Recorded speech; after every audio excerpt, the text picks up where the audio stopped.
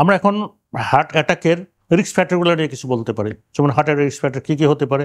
একটা হতে পারে ডায়াবেটিস হতে পারে, একটা যারা সিগারেট খেয়ে তাদের হতে পারে, অথবা হাইপারটেনশন হতে পারে, অথবা যাদের রক্তের কোলেস্টেরল অধিক মাত্রায় আছে তাদের ক্ষেত্রে কিন্তু হার্ট অ্যাটাকের ঝুঁকি অনেক বেশি। সুতরাং আমি এক করে আসি, প্রথমেই সিগারেট বন্ধ করে দিতে হবে। সিগারেট খাওয়া যাবে না, সিগারেট খেলে কিন্তু হার্ট অ্যাটাক হয়। অনেক সময় মানুষ বলে যে আমার ফ্রেন্ড সিগারেট খাচ্ছে, 20 বছর সিগারেট খাচ্ছে, সে তো ভালো আছে, that's a different issue. But issue যে সিগারেট যে হার্ট অ্যাটাক করে সেভাবে সন্দেহ নাই। নাম্বার 2, ডায়াবেটিসও কিন্তু হার্ট অ্যাটাকের একটা অন্যতম কারণ। ডায়াবেটিস অবশ্যই কন্ট্রোল রাখতে হবে। ডায়াবেটিস কন্ট্রোল রাখলে কিন্তু, অর্থাৎ হিমোগ্লোবিন HbA1c কম থাকতে হবে, 6-এর নিচে রাখতে হবে, তাহলে আপনার হার্ট অ্যাটাকের ঝুঁকিটা কম হবে। এরপরে আসেন হলে ব্লাড প্রেশার কিন্তু নিয়মিত কন্ট্রোল রাখতে হবে। এখন ব্লাড প্রেশার কন্ট্রোল রাখতে গিয়ে একটা ওষুধ, দুটো ওষুধ, তিনটা ওষুধ যা লাগে আপনাকে খেতে হবে। আপনাকে মনে করলে আপনার যে ব্লাড প্রেশার ওষুধ অনেক সাইড ইফেক্ট আছে, না, এখনকার ওষুধগুলো খুবই ভালো, এগুলো সাইড ইফেক্ট খুবই কম। কাজেই আপনার মেইন জিনিসটা হলে ব্লাড প্রেশারটা নিয়ন্ত্রণ রাখতে হবে। এখন আপনার নিকটস্থ আপনাদের যে ডক্টর, আপনার মেডিসিন অথবা কার্ডিওলজিস্ট যারা আছেন, যারা হৃদরোগ বিশেষজ্ঞ, তাদের কাছে যাবেন আর ব্লাড প্রেশার কন্ট্রোল রাখবেন এবং ফলো আপে রাখবেন। নাম্বার 4 আসছে হলো কি, এবার হলো কি কোলেস্টেরল অবশ্যই নিয়ন্ত্রণ রাখতে হবে এবং কমায় ফেলতে হবে। কোলেস্টেরল লেভেল কিন্তু এক এক রোগীর জন্য এক এক রকম। অনেক সময় আমরা ল্যাবের ভ্যালু দেখে চিন্তা করি, অর্থাৎ ল্যাবরেটরি যে ভ্যালুটা দেয় সেই ভ্যালুটা কিন্তু একটা স্ট্যান্ডার্ড ভ্যালু দেওয়া থাকে, দ্যাট ইজ নট অ্যাপ্লিকেবল। যেমন আমি বলি, যাদের হার্ট অ্যাটাক হয়ে গেছে তাদের ক্ষেত্রে কিন্তু কোলেস্টেরল অনেক কম রাখতে হবে। যেমন LDL 50 নিচে রাখতে হবে, 60 নিচে রাখতে হবে। যার ডায়াবেটিস আছে তাদের 50 বা 60 নিচে রাখতে হবে। Remember that LDL is the target, low density lipoprotein, এবং এটা 60 বা 50 নিচে রাখতে হবে। যাদের রিনাল ফেলিওর আছে তাদের ক্ষেত্রে কিন্তু কোলেস্টেরল লো নিচে রাখতে হবে।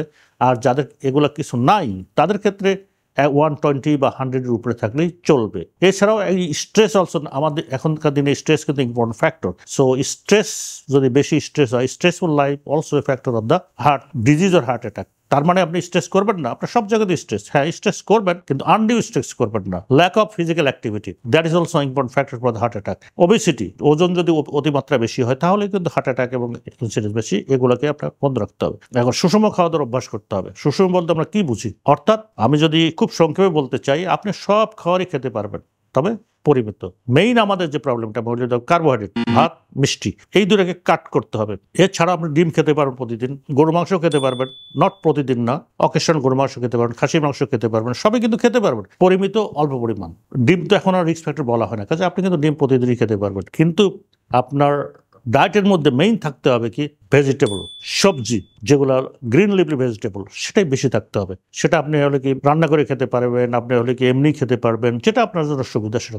তাহলে মনে রাখতে হবে যে আপনার ফুডের মধ্যে অবশ্যই ভেজিটেবল বেশি থাকতে হবে, ফিশ বেশি থাকতে হবে। মুরগির মাংস আপনি খেতে পারবেন, মুরগির মাংসের মধ্যে দেশি মুরগি ইজ বেটার, ডিমের মধ্যে দেশি ডিম ইজ বেটার, মাংসের মধ্যে গরু মাংস আপনি খেতে পারবেন অন অকেশনালি, খাসি মাংস খেতে পারবেন অন অকেশনালি, আর ডিম আপনি রেগুলারই খেতে পারবেন। তাহলেই আপনার হৃদরোগ নিয়ন্ত্রণে থাকবে। যদি কেউ সিগারেট বন্ধ করে, যদি কোলেস্টেরল নিয়ন্ত্রণে রাখে, অথবা ডায়াবেটিস কন্ট্রোল করে, ব্লাড প্রেশার কন্ট্রোল হবে, তাহলে তার হার্ট অ্যাটাকের ঝুঁকি কিন্তু অনেক কম। মনে রাখতে হবে এইসব জিনিসগুলো কিন্তু সব সময় কন্ট্রোল করতে হবে। Diabetes is life long disease, blood pressure is life long disease, cholesterol is life long disease, এটা কিন্তু ছাড়লে হবে না। সিগারেট ইজ অলসো মানে লাইফ লং একটা পদ্ধতি। সুতরাং এগুলো কিন্তু কন্টিনিউয়াসলি খেতে হবে, মনিটর করতে হবে। ডাক্তারই আপনাকে বলবে ডোজটা কখনো বাড়াবে, ডোজটা কমাবে। কিন্তু আপনি হঠাৎ করে কোলেস্টেরল নর্মাল আসছে বলে কোলেস্টেরল বন্ধ করে দেবেন, অথবা আপনার ব্লাড প্রেশার কন্ট্রোলে ব্লাড প্রেশার বন্ধ করে দেবেন, ডায়াবেটিস কন্ট্রোলে ডায়াবেটিস বন্ধ করে, নো। এটা মনে রাখতে হবে যে ওষুধ খেয়ে আপনার কন্ট্রোলে আছে, কিন্তু ওষুধ যদি বন্ধ করে দেয় তাহলে কিন্তু বেড়ে যাবে।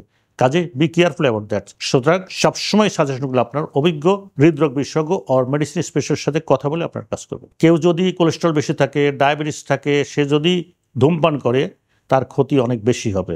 এখন হলো কি প্রশ্ন, অনেক সময় মানুষ মিসনোমারও করে যে আমি তো কোলেস্টেরল ওষুধ খাচ্ছি, আমি তো ডায়াবেটিস কন্ট্রোল করছি, আমি ব্লাড প্রেশার কন্ট্রোল করছি, তাহলে আমার সিগারেট খেলে কি হবে? না, সিগারেট খেলেও আপনার রিস্ক আছে, আর সিগারেট আপনি খাবেন না, খাওয়া যাবে না। হ্যাঁ, যাদের ডায়াবেটিস বেশি আছে, যাদের ব্লাড প্রেশার আছে, যাদের কোলেস্টেরল বেশি আছে, তাদের ক্ষেত্রে রিস্ক বেশি, কিন্তু আপনার ক্ষেত্রে রিস্ক কম। তার মানে রিস্ক নাই তা না। কাজে আপনাকে অবশ্যই ধূমপান আপনাকে বন্ধ করতে হবে, কারণ ধূমপান, cigarette is an independent risk factor. তাহলে আপনাকে মনে রাখতে হবে ডায়াবেটিস এর independent risk factor, hypertension independent risk factor, cholesterol independent risk factor, blood pressure independent risk factor, সিগারেটও ইন্ডিপেন্ডেন্ট রিস্ক ফ্যাক্টর। অর্থাৎ প্রত্যেকটার জন্যই কিন্তু হার্ট অ্যাটাক হয়। কাজে প্রত্যেকটা জিনিসটা আপনাকে কন্ট্রোল করতে হবে।